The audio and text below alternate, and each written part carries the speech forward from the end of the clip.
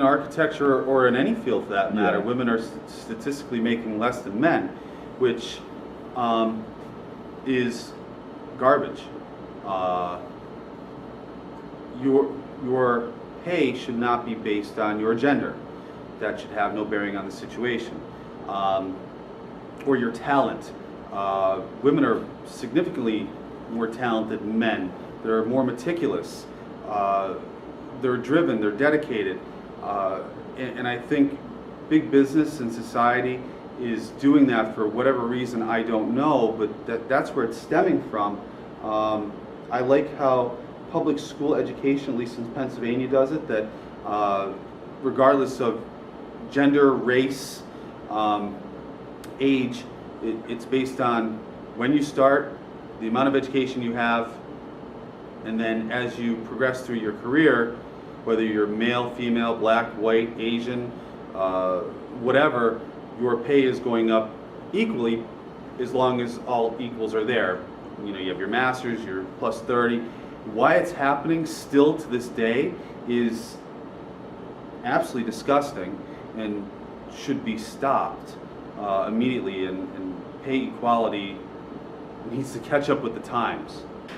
Well, to say from the politics side of it, again, I think it's just an overarching male versus female problem that for some reason females in the professional field aren't valued as much as highly as males are. And I think it's to our discredit. And there's females in the workplace give you diversity. It gives you, because if you have 10 guys on the same table, they're all going to think the same way. If you had half those guys are female, you know, it's 5 and 5. There's so many different ideas and just new thoughts that the guys may not think of.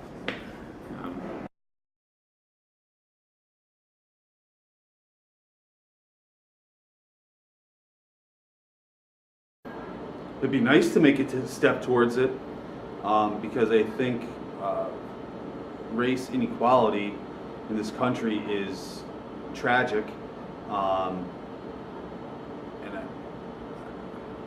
it's so sad that we're still stuck in 20s, 30s, 40s with how people look at one another in terms of their race and gender. I think it's important that groups do that to get, you know, to get minorities a little bit more of a stepping stone, a little bit more of a chance, because right now, unfortunately, they don't because of society, and it stinks that we have to do that, but there needs to be more equality. It just has to happen, and it could go back to socioeconomic, which really is horrible, that people are held down by that, because there's so many talented individuals out there, and who cares what gender or race or religion you are.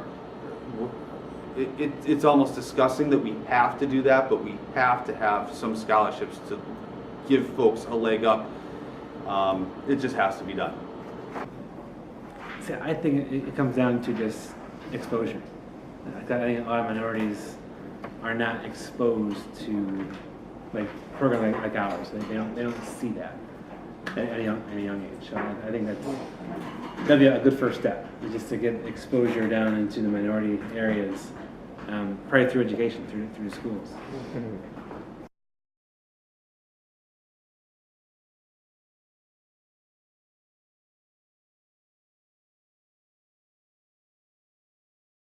Well, I know from my high school students, 9 through 12, I know with my female students, well, maybe not my students, because I talk to girls that don't take my coursework, and they feel intimidated about the amount of boys that are in the class. And I try to encourage them to come in as a group, and they'll see how they can dominate the classroom, because typically they do, and they get better grades.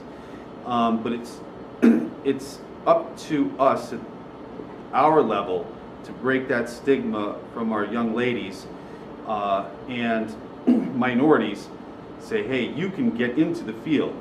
But it starts out with us in early education to start breaking that. It's unfortunate that those numbers for engineering and architecture for the white male population is so dominated. But I think if you research a little bit more, firms are taking a little bit more, groups, engineering degrees, universities are looking to increase their female minority population. They're offering bigger and better scholarships. They're encouraging. They're offering camps solely dedicated to that gender or minority, and I think that's the only way to break it. It stinks that the male population is dominated, but that's still rolling over from the 30s, 40s, and 50s, where it was always dominated, and we're just keep rolling with it, and there has been no change. A little bit, because while I was in High Point, I got to meet a lot of interior influencers and decorators, and they were telling me how male dominated it is and how hard it is for women to get through this occupation because they're kind of pushed to the side. And I'm trying to think. I think that women should have, like, we should make things, but also not reveal who we are.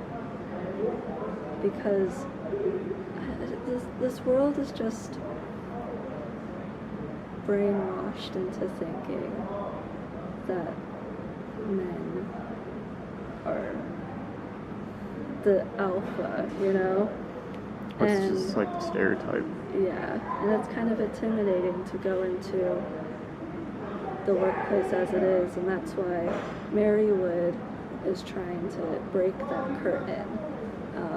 Like Stephen is trying his best to get women to be more out there, to get our designs out there, especially in High Point. Like, while people were voting for us, they're questioning why there's no males in our competition. And he's like, well, there's been more and more women and less male that have been coming into this occupation these past couple of years. And a lot of people were kind of offended and they walked away and didn't vote. So it's kind of interesting how people would just vote for the guy even if the project wasn't even that good. So it's kind of scary. I think so. Yeah, and I see that especially with computer science as well. It's the same. Yeah, that's awesome. And it has an even worse problem than architecture.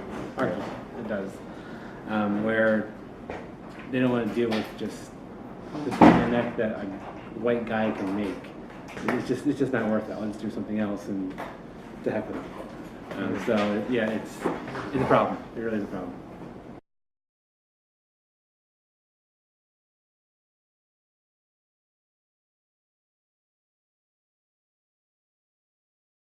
Boy, what you need to start pushing out the old timers.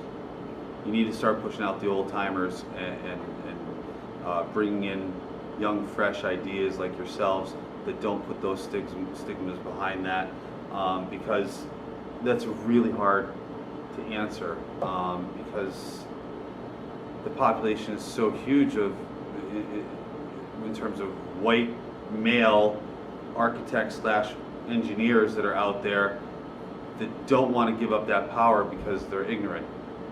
You just have to stop the ignorance, and it's ignorance is what it is. I think the only way to do it may be to have an all-female architecture firm. A female student needs to graduate, get out, get a little experience, and shed the male counterparts. Say, you want to know what? I'm doing this on my own, and maybe I'm only going to hire females. Period. It's important that the bosses are open to everybody. It comes from the top down. It really does. Just because just changes of who's on top can change. It all trickles down. So just making sure that the admin or the higher ups are inclusive and just polite.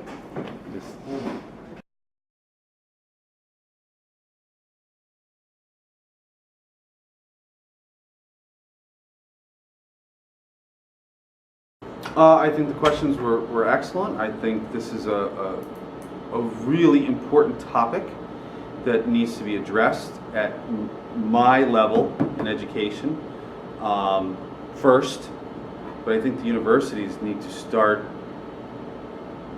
working on it as well, and I think we really have to educate the firms out there and say, hey, listen, we're not going to put up with the single white male, and you're not hiring and you're not paying equally. I think people that are looking to hire those firms need to talk to those firms and say, okay, do you have equal number of male to female to race diverse employees? Do you pay your first year architect male same as your first year architect female? And if they answer no, goodbye.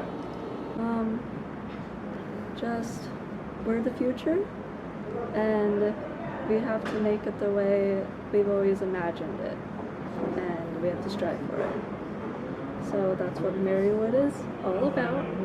We take those ideas and attach them to the workplace when we leave here.